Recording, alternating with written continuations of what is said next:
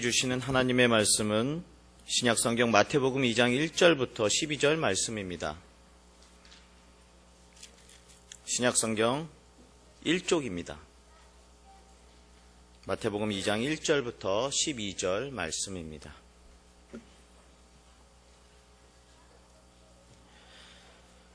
한 절씩 교독하도록 하겠습니다. 헤롯 왕 때에 예수께서 유대 베들레헴에서 나심에 동방으로부터 박사들이 예루살렘에 이르러 말하되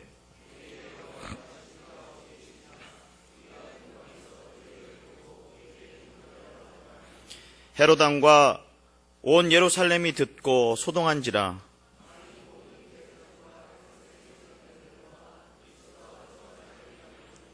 이르되 유대 베들레헴이오니 이는 선지자로 이렇게 기록된 바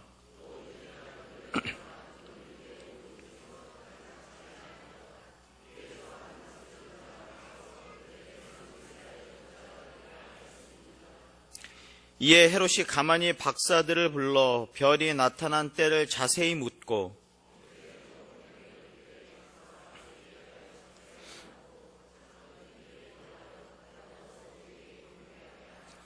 박사들이 왕의 말을 듣고 갈새 동방에서 보던 그 별이 문득 앞서 인도하여 가다가 아기 있는 곳 위에 머물러 서 있는지라. 집에 들어가 아기와 그의 어머니 마리아가 함께 있는 것을 보고 엎드려 아기께 경배하고 보배압을 열어 황금과 유향과 모략을 예물로 드리니라. 그들은 꿈에 헤롯에게로 돌아가지 말라 지시함을 받아 다른 길로 고국에 돌아가니라. 아멘. 사랑하는 성도 여러분, 생일이 되면 기분이 어떠신가요? 이런 생각을 할 때도 있을 것입니다. 이번에 우리 아들이 우리 딸이 무슨 선물을 사갖고 올까? 아니면 밥은 뭘 먹으러 가야 하나? 뭐 이런 고민들을 아마 하실 것입니다. 이런 생각을 하면 기분이 어떻습니까? 좋지요? 아닌가요? 생일이 다가와서 화를 내는 사람들은 아마 없을 것입니다. 부모님이 가장 좋아하는 선물이라는 설문조사에서 1위는 현금이었습니다. 64%. 왜 현금이냐 그랬더니 부모님이 원하는 것들을 직접 사는 것들이 좋겠다. 특별히 아버지 선물인 경우에는 더 이상 고를 것이 없다. 뭐 이렇게 이야기했습니다. 2위는 뭘까요? 2위. 예? 네? 2위는 건강식품이랍니다. 건강식품. 6%. 그럼 3위. 옷, 의류 3% 이야기하고 있습니다. 그 밖에도 휴대폰, 관광 상품권 여러 가지 있습니다. 그런데 이런 글이 있었습니다. 너 바쁠 것 같아서 선물은 내가 알아서 샀다. 입금해라. 고맙다. 엄마가. 요즘 세태를 이야기하고 있는 내용들입니다. 생일을 맞이하면 가족들과 친구들로부터 축하 인사를 받기도 하고 그다음에 생일 선물도 받으며 그것으로 인해서 서로 기뻐하고 즐거워하고 좋아합니다. 생일 선물 받는 일은 기분 좋은 일입니다. 그러면 혹시 성도님들은 곧 오게 될 예수님의 생일에 예수님께 드릴 선물을 무엇을 준비하셨습니까? 예수님을 경배하기 위해서 먼 곳에서 온 사람들이 있었습니다. 동방에서 유난히 빛나는 별들을 보고 동방의 박사들이 그 예수님의 메시아의 탄생을 기대하면서 그곳으로 찾아갔습니다. 여러 가지 자료들을 찾아보니까 어저께 동방에 큰 별이 나타나서 오늘 예수님을 찾아간 것이 아니었습니다. 1절에 동방으로부터 박사들이라는 표현 보니까 이 동방은 이 지금으로 얘기하면 메소포타미아 지역, 즉 오늘날의 그 이라크나 이란의 그런 국경지대를 이야기한다고 합니다. 그래서 그 이라크 땅에서부터 별을 보고 간 것입니다. 요즘 시대가 워낙 좋아서 이상원 목사님하고 둘이 한번 찾아봤습니다. 이라크부터 베들레헴까지 구글 지도를 통해서 여러분들 몇 킬로인지 아십니까? 1700km라고 합니다. 1700km면 자동차로 18시간을 달려가야 한다고 합니다. 자동차로. 그리고 걸어서는 얼마나 걸릴까요? 346시간.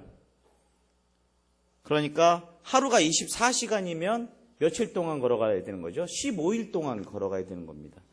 그런데 저희가 보니까 별을 보고 걸어간 거죠? 그러면 낮에 걸어갔겠습니까? 밤에 걸어갔겠습니까? 밤에 걸어갔습니다.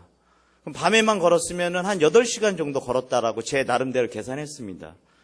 그랬더니 8시간, 하루에 8시간 1700km. 그래서 계산을 해보니까 1시간에 4km 정도 걸어간다 생각하면 43일 정도 걸립니다. 이 동방박사들이 별이 나타났네? 하고 그 다음날 예수님을 만난 것이 아닙니다.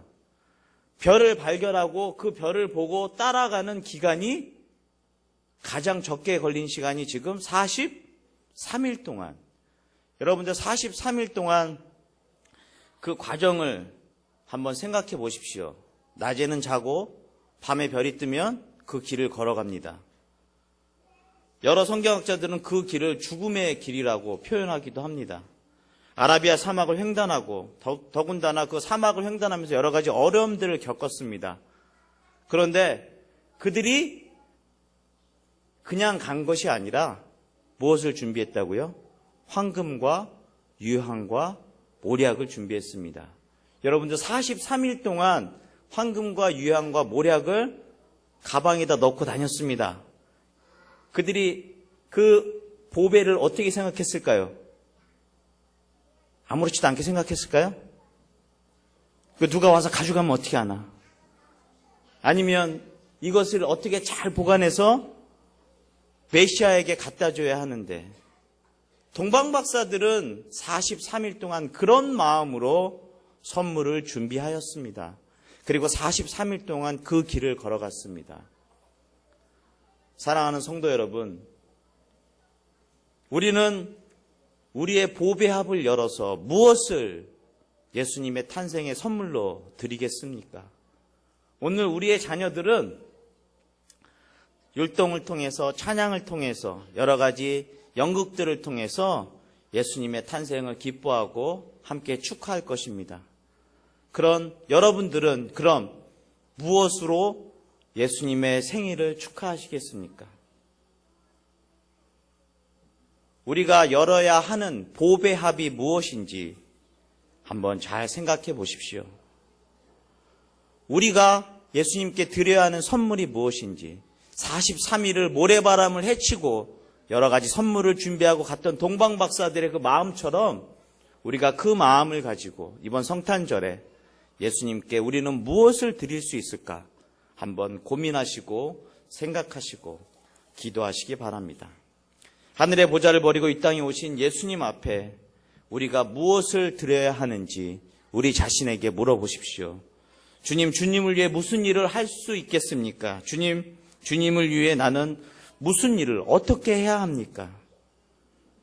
우리 주님 이 시간 우리들에게 말씀해 주십시오라고 고백하는 시간이 되길 바랍니다. 우리의 삶을 온전히 드리는, 우리의 삶에 가장 귀한 것을 드리는 시간이 되기를 간절히 바랍니다. 제가 설교에 들어오기 전에 선물 이야기를 하면서 한 권사님에게 물어보았습니다. 권사님, 지금까지 자녀들에게 받은 선물 중에 어떤 선물이 가장 좋으셨습니까? 라고 물어봤더니 그 권사님이 어떠한 물건을 얘기하지 않고 저한테 이렇게 이야기했습니다. 마음을 담은 손편지가 가장 감동적이었다라고 이야기합니다. 그냥 손편지가 아닙니다. 마음을 담은 손편지입니다.